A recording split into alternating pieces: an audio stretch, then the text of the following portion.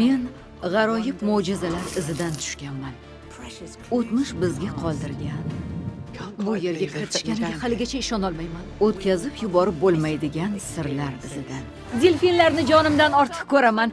Qarang, ular biz bilan o'ynayapti. Kutilmagan manzillardagi yashirin joylar. Bo'lishi mumkin emas. Bunaqasini endi ko'rib turibman. Tayyormisiz? Qani ketdik. Men umumiy meros va o'tmish hayotimizni qanday shakllantirishini o'rganish maqsadida ulkan kashfiyot safariga chiqdim. Bu safar O'zbekistonning tog'lari-yu sirlarga boy ko'hna shaharlariga tashrif buyurdim.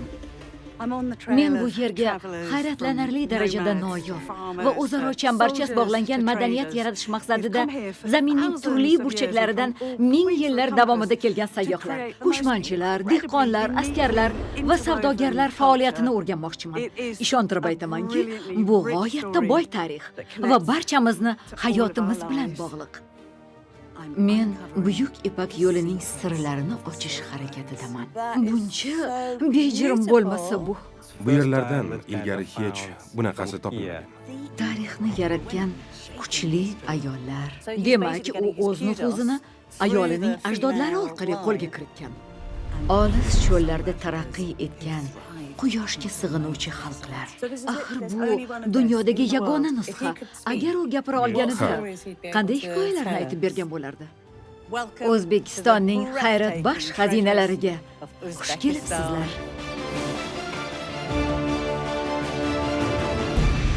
Bettany Hughes bilan xazinalar. O'zbekiston. Oltin yo'l.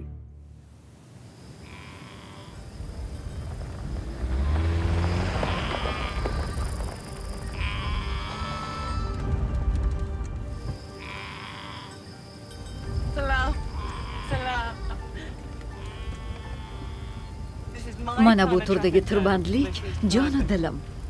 Salom echkilar, salom go'zal echkilar. Soatlab beqiyos va chiroyli manzaralar orasida mashina haydab kelyapman, chunki hozir Markaziy Osiyoning naq yuragidaman. O'zbekistonning geografik joylashuvi uni tamaddunlar tutashgan noyob chorrahaga aylantirgan. Bu yerdagi odamlar uzoq va yaqindan kelgan mehmonlar bilan muntazam ravishda muloqotda bo'lishga majbur bo'lgan.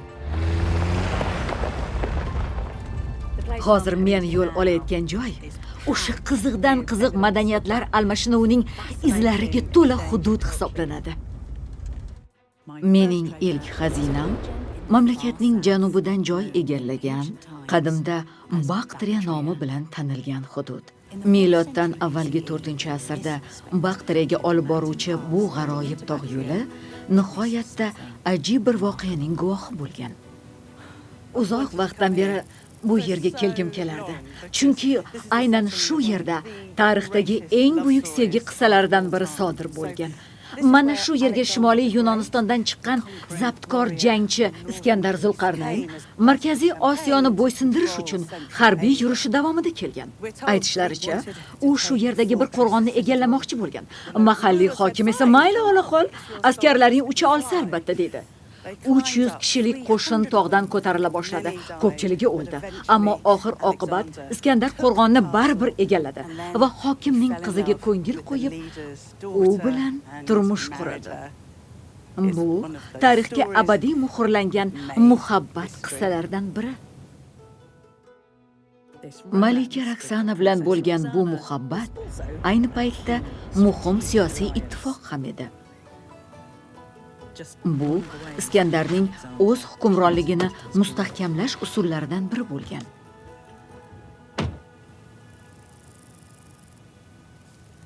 Hozir men mamlakatning janubiy burchagiga yetib keldim. Siz ko'rayotgan bu qadimiy shahar kamida 2300 yillik tarixga ega.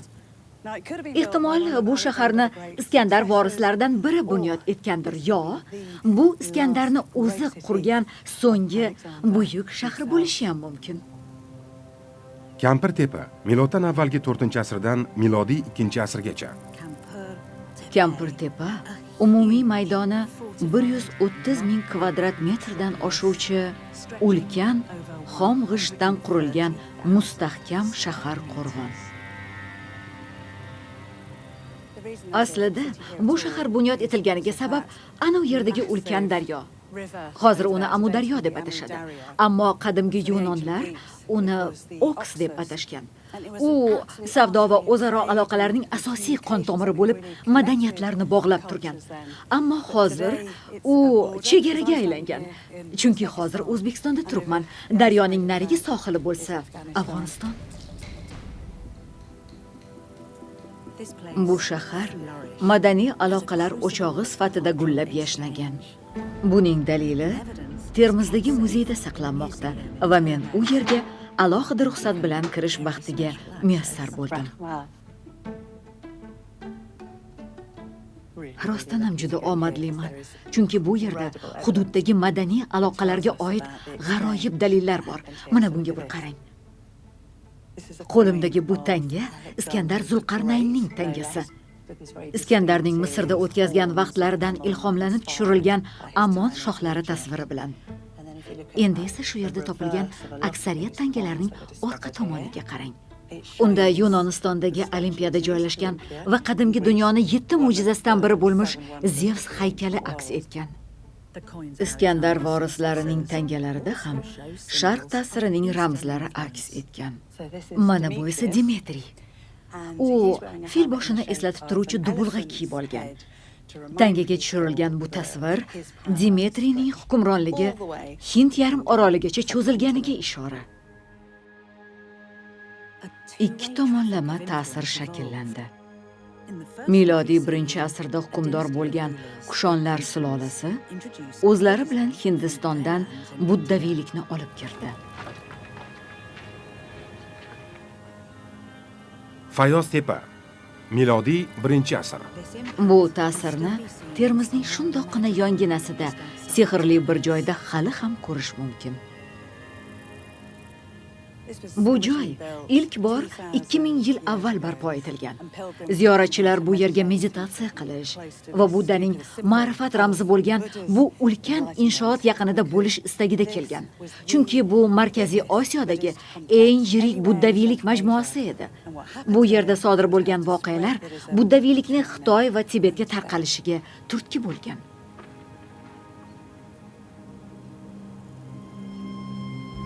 Qora tepa, milodiy 2-asr. Shu atrofda buddaviy rohiblar o'ziga xos muhitga ega bo'lgan yer osti olamini yaratishgan. Bu chindan ham hayratlanarli, to'g'rimi? Qadimgi Xitoy manbalariga ko'ra, bu yerda mana shunday 10 ta monastir bo'lgan va minglab rohiblar shu monastirlarda istiqomat qilgan. Shuni ham ta'kidlash joizki, gap rohib yoki rohibalar haqida ketarkan, ko'pincha hammada emas albatta, xayolga g'arb va nasroniy monastirlar keladi. Lekin aslida eng qadimgi nasroniy rohiblar aynan Ipak yo'li bo'ylab sayohat qilgan buddaviy rohiblardan ilhomlangan. Shu jihatdan qandaydir ma'noda bari shu yerdan boshlangan. Agar buddaviylik ta'limotida nimaga ishonilishi haqida o'ylasangiz, eng qadimgi manbalarga nazar tashlasak, ularning asosiy g'oyalaridan biri kishining muhabbati chegara bilmasligi kerak. Bu g'oya keyinchalik nasroniy ta'limotidan ham joy olgan. Ayrim mutaxassislarning fikricha, bu g'orlardan keyinchalik nasroniy rohiblar ham foydalangan. Milodiy 7-asr oxirlariga kelib esa, bu daryo bo'yi yana bir e'tiqodning beshigiga aylangan. Islom dini. Uzoq va yaqindan ziyoratchilar hali ham bu yerga kelishda davom etmoqda. Salom. Salom. Xayrli tong. Salom. Sizni ismingiz nima? Ismingni so'rayapti. Meni ismim Ezoza. Ezoza. Ha. Meni ismim Farhod. Farhod. Sizni ismingiz-chi? Meniki Dilnoza. Sizni ismingiz nima? Meniki esa Bettini. Bettini. Bettini. Londondanman. Biz Tojikistonda. Tojikistonlikmisiz? Shunday. Ha. Sizlarni uchratganimdan mamnunman. Mayli. Mayli. Xayr. Xayr. Tushunmadim, lekin ochiq ko'ngil ayol ekansiz. Tushunmadim. Bilasizmi, bu yerga kelishni yoqimli tomonlaridan biri turfa din va e'tiqod vakillari 1000 yillar davomida bu joyga ziyorat uchun kelishlari haqidagi o'y. Bu yerdagilarga butunlay begona bo'lsam ham, menga juda iliq munosabatda bo'lishyapti. Ziyoratchilarning barchasi bu yerga 9-asrning mashhur sufiy olimi Al-Hakim at-Termiziyning maqbarasini ko'rish uchun kelgan. Va shu bilan birga imom bilan ko'ngillarni yorishtiruvchi uchrashuv uchun ham. Bismillahirrohmanirrohim. Qul huvallohu ahad. Allohus samad. Xush kelibsiz, mehmon. Rahmat. Keling, Rahmat. o'tiring. Ha, o'tirayman. Amin. Alloh yurtimiz tinch bo'lsin, butun dunyo tinch bo'lsin, mustaqilligimiz abadiy bo'lsin. Allohumma antal aful karim, tuhibbul afwa fa'fu anna. Britaniya bilan O'zbekiston do'stligi abadiy bo'lsin. Gruziya. Sog' bo'ling. Rahmat. Mayli. Rahmat. O'rta Osiyo islom sufiylik ta'limotida buddaviylik ta'siri aks etgan bo'lishi mumkin. Termiz haqiqiy xazina, chunki u asrlar davomida avloddan avlodga o'tib kelgan Iskandar Zulqarnayn davridan to buddaviy rohiblar va sufiy ulamolargacha bo'lgan merosni o'z ichiga olib, ularni uyg'unlashtirib, rivojlantirib va boyitib kelgan. Keyingi xazinamni topish uchun O'zbekistonning olis shimoliy g'arbiga yo'l oldim. Qadimda Xorazmiya nomi bilan tanilgan sirlarga boy voha saltanatini o'rganish uchun. Izlanishlarimni Buyuk Ipak yo'lining hosildor shahri Xivadan boshladim. Xiva, miloddan avvalgi 6-asr. Marhamat. Xush kelibsiz. Osh bo'lsin. Sayohatchilar bu yerga kelgani haqida juda ko'p yozgan. Ushbu o'lka hatto hozirgacha o'zini qovunlari bilan mashhur. 1000 yillar avval shu yerda yetishtirilgan mahalliy qovunlar qor bilan to'ldirilgan qo'rg'oshin qutilarga joylanib, Bag'dodga jo'natilgani haqida ma'lumotlar saqlanib qolgan. Manzilga yetib kelgach esa bir qovunning narxi 2 kilogramm kumushga teng bo'lgan. Shunday ekan, men hozir chinakam shohona nonushta qilyapman. Bu yerda bo'lganimdan juda mamnunman, zero bu joy go'yoki qadimgi dunyoga olib kiruvchi darvoza. Yo xudo, juda mazali.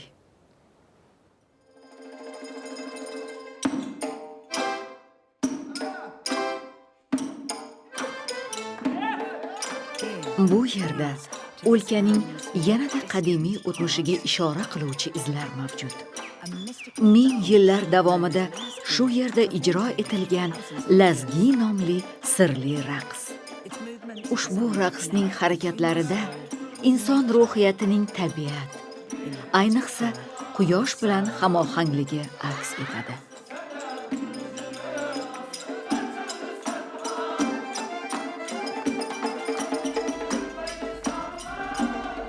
Bu hayratlanarli an'analar haqida ko'proq bilish uchun men shahar devorlaridan tashqariga, qadimgi Xorazmiyaning qalbiga yo'l oldim. Bu hosildor voha vaqt o'tishi bilan qisqarib borgan bo'lsa-da, bir zamonlar 1000 qal'a o'lkasi deya dovruq qozongan.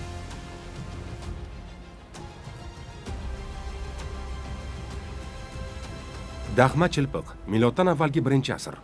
Bu joy Sukunat minorasi deb ataladi.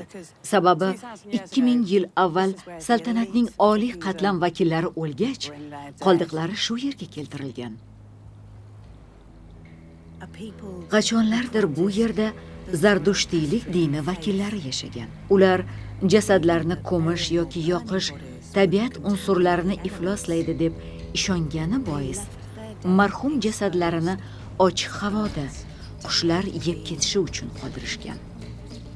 Keyin esa qolgan suyaklar yig'ilib, maxsus suyakdonlarda saqlangan. Bu xildagi qal'a qabrlari quyosh shaklida yasalgan. Marhumning suyak qoldiqlari saqlanuvchi mazkur xonalar esa go'yoki quyoshdan taralayotgan nur misol atrofga yoyilib turardi.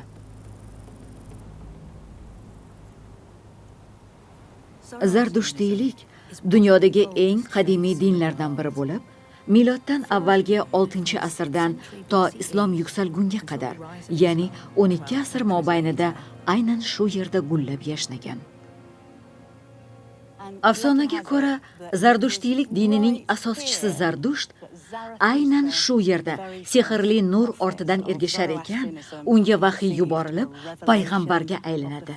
Ya'ni bari shu yerdan boshlangan. Mustaqil Xorazmiya saltanati miloddan avvalgi 4-asrdan boshlab mana shu kabi g'ayrioddiy inshootlar bunyod eta boshlagan. Ulkan qal'alar vohani ko'chmanchi qabilalar hujumidan himoya qilib turardi. Bu inshootlar chindan ham juda g'aroyib, shunday emasmi? Hayratomuzligini qarang. Butun boshli qal'alar zanjiri.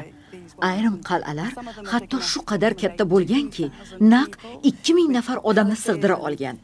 Ya'ni saroylar, taxt zallari, olov ibodatxonalari lol qolmay iloj yo'q. Tengizxon bu qal'alarni ko'pini vayron qilgan, ammo hozir arxeologlar ularni yana hayotga qaytarish imkonini beruvchi topilmalarni aniqlashyapti. Men esa so'nggi arxeologik topilmalarni izlab, mahalliy poytaxt Nukus shahriga keldim. Menimcha, sehr shu yerda sodir bo'ladi. Qoraqalpog'iston gumanitar fanlar ilmiy tadqiqot instituti, O'zbekiston Respublikasi Fanlar akademiyasi. Ajoyibligini. Bu yerda yangi topilmalarni tiklashadi. Salom. Salom. Salom. Salom, Bettini. Bu joy nihoyatda hayratlanarli ekan. Aytingchi, jamoangiz bilan bu parchalar ustida qanchadan beri ishlayapsiz? Bilasizmi, sizga bunday tushuntiraman.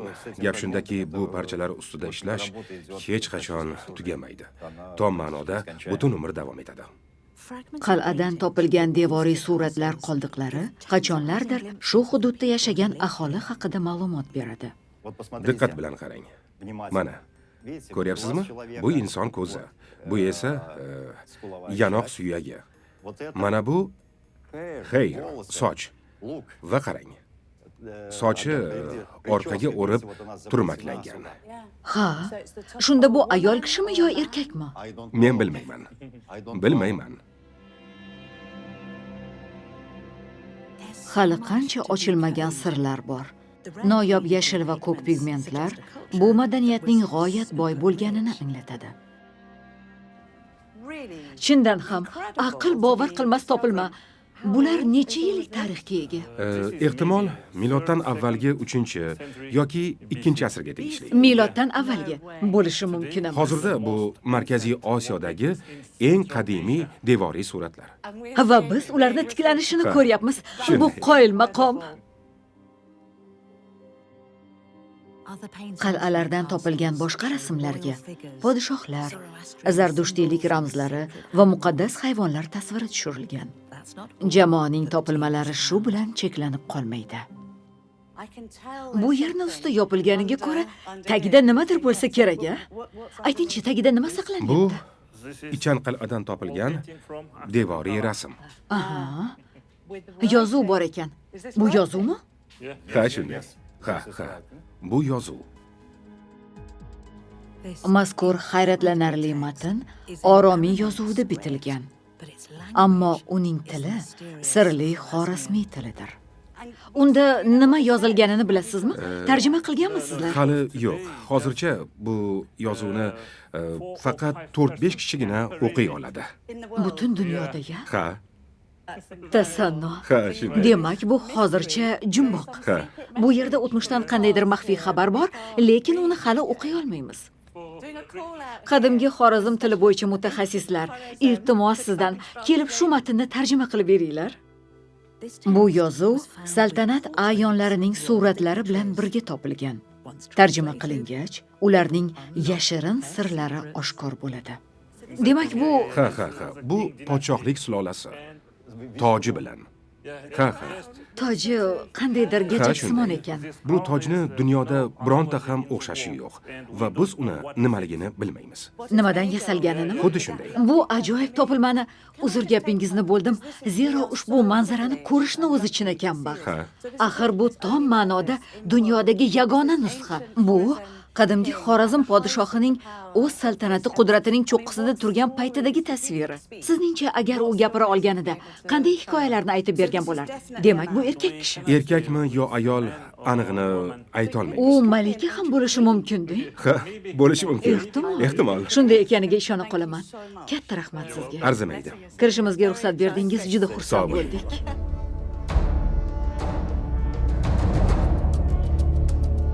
Xorazmiya chinakam xazina.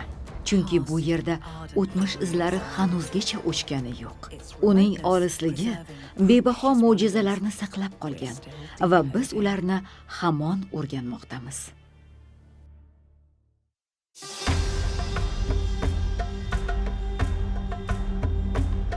Navbatdagi xazinam uchun men afsonaviy Buyuk Ipak yo'lining kelib chiqishini o'rganaman.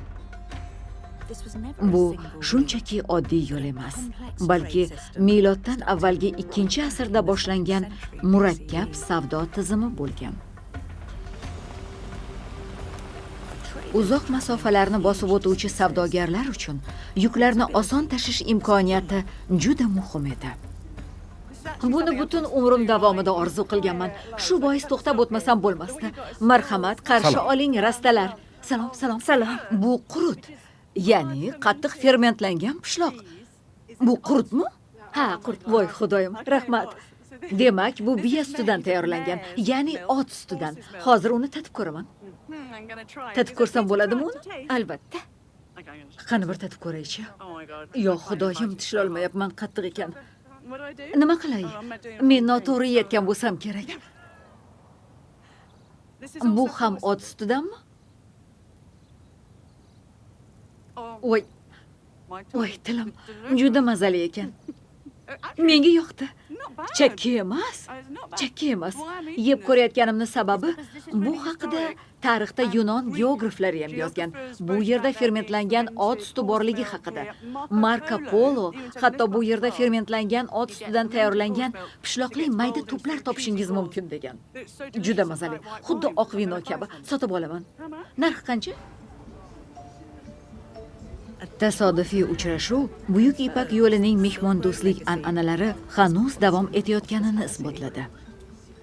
Shu yigitni inglizcha gapirganini eshitdim. Kechirasiz, inglizchani bilasizmi? Ha, albatta. Hozir gapirganingizni eshitdim. Meni ismim Bettini. Ha, meniki esa Nazar. Salom Nazar, tanishganimdan Rahmat, xursandman. men ham. Ajoyib. Sizdan bir narsa so'ramoqchi edim. O'zbekistonda aholining o'z tarixi haqida ishtiyoq bilan gapirishini guvohi bo'ldim. Tarixlarni juda yaxshi ko'rar ekan. Nima deb o'ylaysiz? Buni sababi nimada? O'zbekistonda azaldan ko'p millatlar yashab kelgan. Shuning uchun asrlar davomida turli millatlarning eng yaxshi fazilatlarini olganmiz. Shu bois boshqalarga nisbatan ko'proq mehmon do'stmiz. Qo'lingizni siqib qo'ysam maylimi? Albatta. Chunki bu gapingizga qo'shilaman. Shaxsan men shunday hisoblayman. Bu aytish mumkin bo'lgan eng go'zal Ha. so'z. Siz turli nuqtalardan kelgan ta'sirlarni mujassam etgansiz. To'g'ri, Shu shunday. tufayli tarixingizni qadrlaysiz. Mehmonlarni Ha, ham to'g'ri. iliq qarshilaysiz. Siz bilan tanishganimdan g'oyat mamnunman. Katta rahmat. Minnatdorman. Sizga katta rahmat. Sog' bo'ling. Mamlakatingizda bo'lganimdan xursandman. Buyuk Ipak yo'lining markazida bir xalq yetakchi rol o'ynagan. Men shu xalqning izlarini eng mashhur shaharlaridan sanalgan Buxoroi Sharifdan izlayapman. Buxoro, miloddan avvalgi 3-asr. Buxoroda 140 dan ortiq me'moriy obidalar mavjud bo'lib, ularning aksariyati islomning oltin davridan. Minorai Kalon, milodiy 12-asr. Lekin uning tarixi 1000 yillar avval boshlangan va hozir buni isbotlovchi dalillar topgan bir inson bilan uchrashaman. Shaharning qoq markazida qiziq bir qazilma ishlari olib borilmoqda. Salom Siroj. Salom. Qalaysiz? Rahmat, men ham. Meni ismim Bettini. Hayajonlanib ketyapman. Yer ostida olib borilayotgan arxeologik izlanishlar natijasida bu yerda 1700 yil avval gullab yashnagan madaniyat izlari namoyon bo'ldi. Bu So'g'dlar, Ipak yo'lining eng asosiy savdogarlari. To'g'ri tushungan bo'lsam, hozir sug'dlar qatlamigacha tushyapmiz. Shundaymi? Ha, so'g'dlar qatlamiga. Axir bu ajoyib-ku. Demak, bu yerda ularni turar joylari, uylari bo'lgan. Ha, Rostmi? albatta.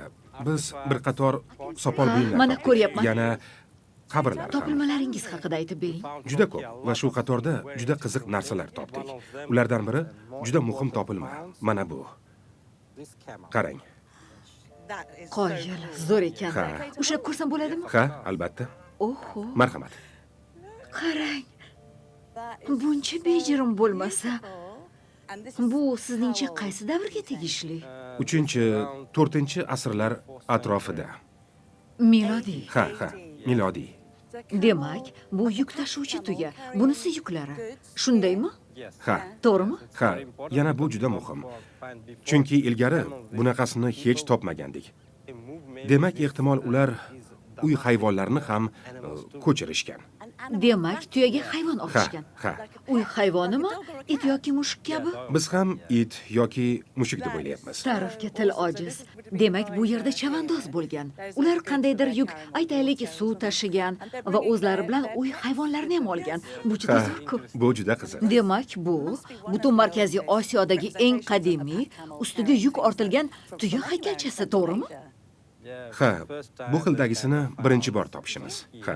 Buni qarang, ajoyib. Sug'diylar mashhur Amudaryo va Sirdaryo oralig'ida uncha katta bo'lmagan shahar davlatlarda istiqomat qilgan. Tuyachilik va cho'lni yaxshi bilishlari atrofdagi imperiyalar hayotidagi ularning beqiyos o'rnini kafolatlagan. Aytingchi, nima deb o'ylaysiz? Ba'zi xalqlar kuchli qo'shini bilan qudratli sanaladi, harbiy yurishlar uyushtiradi, ammo sug'diylar savdogar xalq bo'lgan. Shunday ekan, ularning madaniyati juda qiziq bo'lsa kerak. Bu odamlar urush qilishga emas, balki pul ishlashga qiziqqan. Markaziy Osiyodagi sug'diylar turli din vakillari bo'lgan.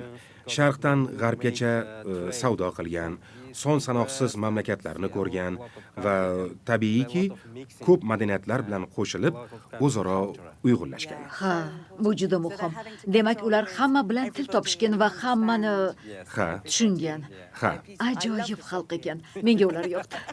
menga ham. Sug'diylar Sibirdan Hindiston yarim oroligacha sayohat qilganlar. Oylab, hatto yillab yo'lda bo'lgan sug'diylar jun, ho'l meva, noyob metallar va albatta eng qimmatbaho narsa ipak bilan savdo qilishgan. Salom. Salom. Assalomu alaykum. Bu juda nafis ipak ekan. Bu shoir ro'monlar. Bejirim. Marg'ilonning shoir ro'monlari. Bir ko'rsam maylimi? Demak, sug'diylar hamma narsa bilan savdo qilishgan. Nefrit, qog'oz, shakar va qimmatbaho metallar bilan ham. Lekin oltindan ham qimmatroq bo'lgan narsa mana shu nafis mato bo'lgan. Minglab g'altak ipaklar. Ipak Xitoyda ot sotib olish va amaldorlarga maosh to'lash uchun ishlatilgan pul birligi bo'lgan. Sug'dlar esa Xitoy ipaklarini O'rta Yer dengizi bozorlariga yetkazgan va zodagonlar tomonidan juda qadrlangan. Sug'dlarning ulkan ta'sir kuchiga ega bo'lgani chindan hayratlanarli. Chunki agar o'ylab qarasak, ularda katta qo'shin ham, imperiya ham bo'lmagan. Lekin ular savdo qilgan mahsulotlar mintaqalar aro tarqalgan. Misol uchun, mana bu bejirim Budda haykalchasi Shvetsiyadagi qazilma ishlari davomida topilgan. Demak, u yerga qadim zamonlarda savdo orqali borib qolgan. Oh, chiroyli ekan. Choy ham olib kelishdi. Rahmat. Tashakkur. Va bu tilla piyola Xitoydagi bir qabrdan topilgan. Ammo shunga qaramay, sug'diy va qadimgi fors naqshlari bilan bezatilgan. Bu shundan dalolat beradiki, ularning savdo-sotiq faoliyati butun dunyoga ta'sir ko'rsatgan. Sug'dlar o'z davrining ijtimoiy ta'sir sohiblari bo'lgan. Ular texnologiya, moda va yangi g'oyalarni shakllantirgan. Bu madaniy aloqalar sug'dlarga qanday ta'sir qilganini bilish uchun ularning boshqa shaharlariga yo'l olaman. Qayerga ketayotganim haqidagi ishora shu poyezdning nomida yozilgan. Afrosiyob, ya'ni ko'hna Samarqandning afsonaviy turk hukmdori. O'tirsam maylimi? Salom, albatta. Rahmat. Rahmat. Salom. Salom. Ismim Bettini, Salom. tanishganimdan xursandman. Jon, Jon. Helen. Men Bettini, juda xursandman. O'zbekistonga xush kelibsiz. Qayerga borsam ham guvohi bo'lyapmanki, Buyuk Ipak yo'lining mehmondo'stligi hanuz so'nmagan. muzqaymoq. Yo'q, biz to'ladik. Juda Qo'yavering. mehribonsiz, rahmat. Bu sevimli Biram shirinligimiz. mehribon Siz uchun ekansiz, oldik. minnatdorman. Muzqaymoqdan oling. Sizchi o'zingiz Ha, yemaysizmi? yeymiz, faqat sizdan keyin. Sug'diylar singari mahalliy aholi ham bilim va g'oyalar bilan o'rtoqlashishga qiziqar ekan. Demak, bu Xitoydan. Lekin unda sug'diy savdogar ham tasvirlangan. Ular juda faol bo'lgan. Xitoydan barcha mahsulotlarni sotib olib, keyin ularni Yevropaga sotishgan, Turkiyaga ham. Sizga bir g'aroyib narsani ko'rsatmoqchiman. Mana, bu xatlar to'plami. Ular qadimda Xitoy pochta xizmati maskanlaridan topilgan. Bu xatlarni sug'diy savdogarlar o'z oilalariga, turmush o'rtoqlariga yozishgan. Misol uchun aytaylik, cho'ntagimizni shilishyapti, hamma ishimizni tashlaymiz zaylida. Bu ularning dunyosiga nazar solish uchun misoli bir oyna. Nima deb o'ylaysiz? Buyuk Ipak yo'lida yashagan va savdo bilan shug'ullangan xalqlarning merosi hozirgi o'zbeklarning ham ruhiyatida, fe'lida saqlanib qolganmi? Menimcha, bu ma'lum darajada madaniyatimizga singib ketgan. To'g'ri aytasiz. Sayohatlarimda shuni payqadimki, bu yerliklar o'zbekligi va milliy an'analari bilan faxrlanar ekan. Tarix orqali aloqalar esa juda qadim zamonlarga borib taqaladi. Hali ham Buxoro yoki Samarqandga borsangiz, odamlarni qanchalik faol ekanini ko'rasiz. Ha. Ular bu mahsulot sotganida ham raqobat hissi bilan ishlaydi. Lekin ular juda ham mehribon. Ha, shunday. To'g'ri aytasiz. Chunki qonimizda bor. Savdo sotiq sizni qoningizda bor. To'ppa-to'g'ri qo'shilaman. Ha, Bu sizlarni xushmuomala va mehmondo'st ekaningizdan ham dalolat. to'g'ri. Mana misol, meni uchratganingizdan 2 daqiqa o'tar o'tmas shokoladli muzqaymoq olib beryapsiz. Oradan bir necha soat o'tgach, men Samarqand shahriga yetib keldim. Afrosiyob, miloddan avvalgi 7-asrdan milodiy 14-asrgacha. Shahar chekkasidagi sirli xarobalar bir vaqtlar Turonning buyuk shahri bo'lgan. Ushbu topilmalar sug'diylarning ulkan boyligi va aql zakovatidan darak. Fil suyagidan yasalgan eng qadimgi shaxmat to'plami ham aynan shu yerda topilgan. Va u yerda zodagonlar saroyining murakkab qoldiqlari ham mavjud. Demak, bu yerda hokimiyat qudrati aks etganini ko'rishimiz mumkin. Mana va chiroyli oq filni ustida mahalliy malika o'tirgani tasvirlangandi. Bu yerda esa turli hududlardan kelgan hukmdorlar malikaga hurmat bajo keltirib, sovg'a salomlarni taqdim etardi. Bu juda ham qiziq. Mana qarang. Ushbu qatorda Xitoydan kelgan elchilar tasviri tushirilgan bo'lib, oldindagi kishi shoyi matolar ko'tarib olgan. Orqadagilar esa ichida tirik ipak qurti bo'lgan pillalarni saroyga ko'tarib kelishmoqda. Va ularning barchasi qadimgi turk qo'riqchilari himoyasi ostida. Ularni uzun qora sochlardan ajratib olish mumkin. Mana ular bu yerda ham bor, qo'riqchilar. O'rtadagi kishi tarjimon. Bu 3 kishi Tibetdan, orqadagi ikkitasi esa Koreyadan kelgani sabab ularga tarjimon lozim edi. Lekin bu hammasi emas. Mana bu tarixdagi eng sevimli ayollarimdan biri Wu Zetian. O'rta asrlarda ulkan hokimiyatga ega bo'lgan Xitoy qirolichasi. Mazkur tasvirlar bilan aytilmoqchi bo'lgan narsa, qarang, bizning ta'sir kuchimiz shu qadarki, butun dunyo davlatlarini o'ziga tortuvchi jozibaga egamiz. Sug'diyonaliklar Xitoy bilan o'zaro manfaatli ittifoq hisobiga gullab-yashnagan va ularning tarixi hali ham davom etmoqda. Buxorodagi 12-asr qabrlaridan topilgan ilg'or DNK tadqiqotlari ularning genetik tarkibi asrlar davomida deyarli o'zgarmaganini ko'rsatdi. Sug'diyonaliklar o'z avlodlariga qoldirgan dunyoqarashlar tarmog'i hanuz mintaqani birlashtirib turadi. Sug'diyonaliklar xazina. Chunki ular bizga qudrat va ta'sir faqat ulkan qo'shin hisobiga kelmasligini isbotlaydi. Ular diplomatiyada chinakam usta bo'lib, bir qator xalqlar hayotida beqiyos o'rin egallagan. Sug'dlarning meros qoldirgan san'ati, tili, nasliyat iplari o'zaro uyg'unlashib, boy va nihoyatda go'zal mato singari zamonaviy dunyomizni shakllantirgan va biz undan haligacha bahramand bo'lamiz.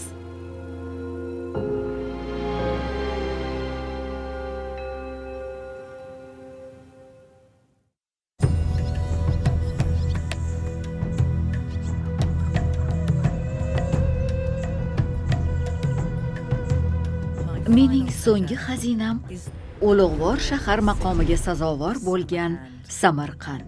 Qachonlardir ko'plab turkiy sulolalarining asosiy markazi bo'lgan bu shahar o'zining barchani hayratga solgulik o'rta asr qayta tiklanish tarixiga ega. Menga shaharning go'zal obidalaridan biriga kirishga ruxsat berildi. Omad tilang. 30 metrdan baland bo'lgan bu joyga chiqish oson ish emas.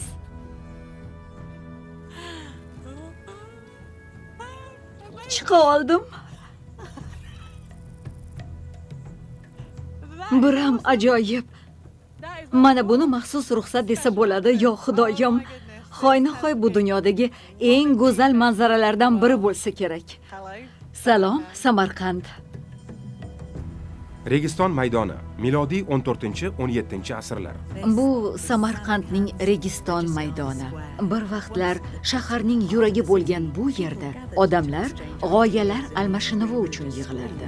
Mazkur 3 madrasa muqaddas ranglardagi millionlab koshinlar bilan bezatilgan. Bu mahobatli joy tarixdagi buyuk davrlardan birining ramziga aylangan, ya'ni Temuriylar saltanatining. 15-asr boshlarida ravnaq topgan Temuriylar saltanati Markaziy Osiyodan to Sharqiy Turkiyagacha cho'zilgandi. Uning asoschisi Amir Temur bo'lib, Samarqanddan 80 kilometr uzoqda tug'ilgan va 150 yil avval Osiyoni katta qismini zabt etgan Chingizxon avlodlariga kuyov bo'lgan.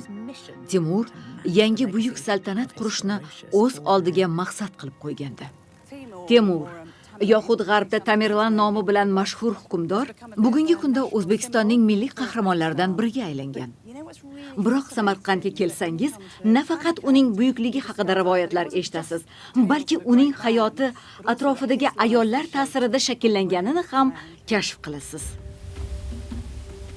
Temur dunyoni zabt etish uchun yurishlarini 1370-yilda boshlagan.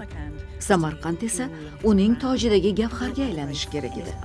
U saltanatining mashhur me'morlarini yig'ib, Buxoro, Bag'dod va Dehli kabi buyuk ilmiy markazlar bilan raqobat qiladigan shahar qurishni maqsad qilgan. Bu yerdagi go'zal binolar uning hayotida muhim o'rin tutgan ayollarga bag'ishlangani ham diqqatga sazovor.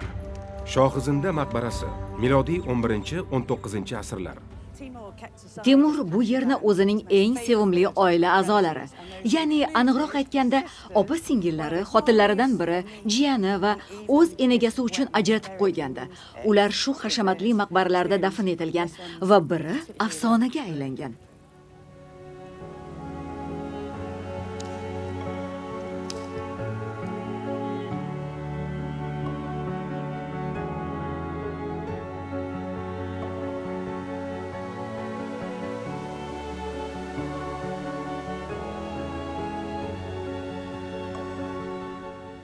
Buni qurish naqadar qimmatga tushganini anglash qiyin emas.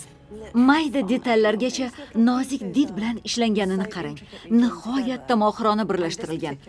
Aytib o'tish joizki, bu maqbarani aslida Temurning katta opasi Qutlug' Turkon o'z qizi uchun qurdirgan. Bu yerda uning o'zi, qizi va Temurning xotinlaridan biri dafn etilgan. Aytishlaricha, Temur opasini juda yaxshi ko'rgan va u vafot etganda qattiq qayg'uga botib, oylab motam tutgan. Bir nechta maqbaralar Temurning o'zi emas, balki saroyidagi ayollar tomonidan moliyalashtirilgan. Agar maqbaralar peshtoqidagi yozuvlarga qarasangiz, bu ayollar qay darajada jahongashta va ziyoli bo'lganini ko'rasiz. Bu arab alifbosida yozilgan bo'lsa-da, aslida u qadimgi Yunon falsafasidan iqtibos. Masalan, mana bu yerda Suqrot insonlarni in qurgan qushlarga qiyoslagani, parvoz qilishadi-yu, lekin dunyo tuzog'iga ilinib qolish xavfi borligi haqida aytgani yozilgan. Bu maqbaralar hanuzgacha minglab sayyohlar tomonidan ziyorat qilinadi. Ularning aksariyati tarixga qiziqib kelgan. Go'zal mamlakat, juda chiroyli. Turkiychani bilmayman-u, Ajoyib. juda chiroyli joy-a? Barchangiz bilan tanishganimdan bag'oyat xursandman. Ko'rishganimdan xursandman. Xayr. Salom. Sog' bo'ling. Salom. Bu yer menga yoqyapti. Hamma mehmon do'st. Xayr. Yaxshi qoling. Xayr.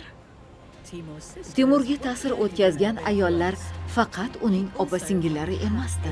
Uning bir nechta xotini ham bo'lgan. Yaqin atrofdagi masjidda buni yaqqol isbotini ko'rish mumkin. Masjid Temurning sevimli ayoli Saroy Mulk xonim nomiga qo'yilgan. Bibixonim madrasasi milodiy 14-15-asrlar. Syuzanna Fatyan bu hashamdor bino sirlarini hozir bizga sharhlab beradi. Samarqandda bo'lish men uchun juda qiziq. Chunki sohibqiron Amir Temur deganda ko'z oldimizga baquvvat, jangu jadal ko'rgan, qanchadan qancha yurtlarni zabt etgan odam keladi. Ammo uning hayotidagi ayollar, ayniqsa oila a'zolari juda muhim o'rin tutgan va ular ham ko'p narsaga ta'sir ko'rsatgan. Siz mutlaqo haqsiz. Ular boshqa davlat hukmdorlarini kutib olish va rasmiy yozishmalar uchun mas'ul bo'lishgan. Ha, xuddi shunday. Ular davlat tadbirlarini tashkil qilardi. Temurning xotinlaridan biri urushdagi o'ljalarni Samarqandga olib kelish marosimini uyushtirgani haqida eshitgandim. Aytmoqchimanki, bu vazifalar juda muhim bo'lgan. Ularning mas'uliyatlari katta edi. Ha, bu juda ajoyib. Chunki bu 14-15-asrlarda bo'lgan. Dunyoning boshqa qismlarida, xususan Yevropada, ayollar hech qachon bu singari nufuz va mavqega ega bo'lmagan. Albatta, yana bir muhim jihati ayollarning o'z mablag'lari, o'z mulklari bo'lgan. Ammo Temurning hayotidagi ayollar shunchaki boy va nufuzli emasdi.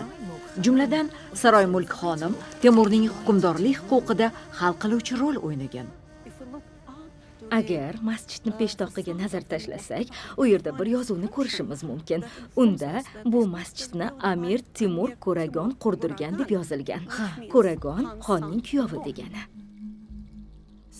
Saroy Mulk xonim Chingizxonning to'g'ridan to'g'ri avlodlaridan bo'lgan. Timur u bilan turmush qurib, buyuklik cho'qqisiga ko'tarildi. Qiziq. Demak, u aslida o'z nufuzini ayolining ajdodlari orqali qo'lga kiritgan va shu bois Chingizxon bilan bog'lanib qolgan. Shusini doim noto'g'ri aytaman. To'g'risi qanday bo'ladi? Chingizxon. Chingizxon. Demak, Temur aynan xotini orqali Chingizxon bilan bog'langan. Shu tariqa uning merosiy qudrati hamda o'z mavqeiga ega bo'lgan. Ha, xuddi shunday. Bu Temurning avlodlari uchun xavfsiz hayot kaliti ham bo'lgan.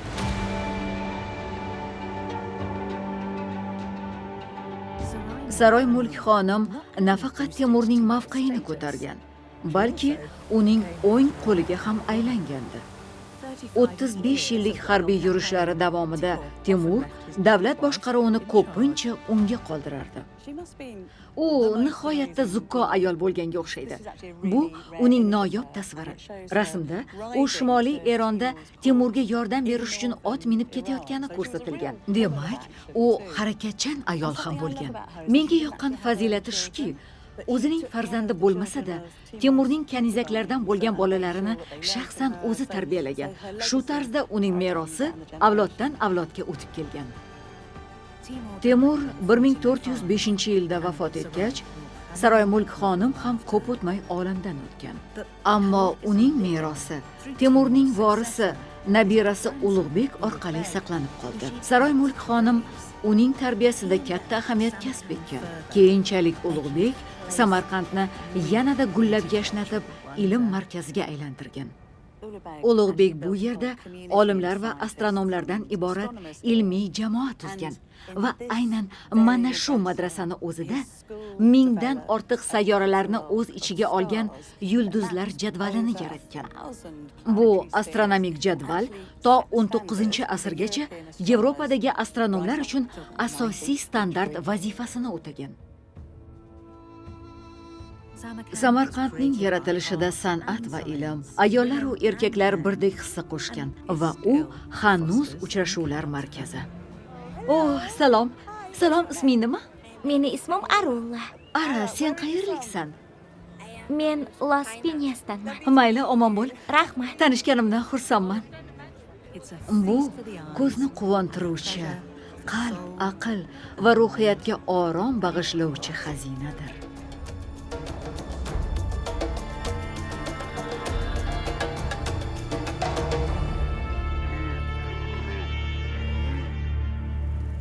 Bu yer betakror, nihoyatda. Sayohatimiz ulkan va ruhni ko'taruvchi bo'ldi. Shu vaqt davomida bu yerdagi odamlardan shu qadar ko'p narsani o'rgandimki, nafaqat ularning madaniyati, balki asrlar davomida shu singari tuya karvonlari orqali odamlar bir-biridan go'zal buyumlar bilan bir qatorda muhim qadriyatlar, yangi g'oyalar, yangi dunyoqarashlar, quyosh, yulduz, yer va osmonga bo'lgan chuqur hurmatni ham almashganini angladim. Va bu biz ham ulardan o'rnak olgan holda borliqni sevishimiz kerak degani.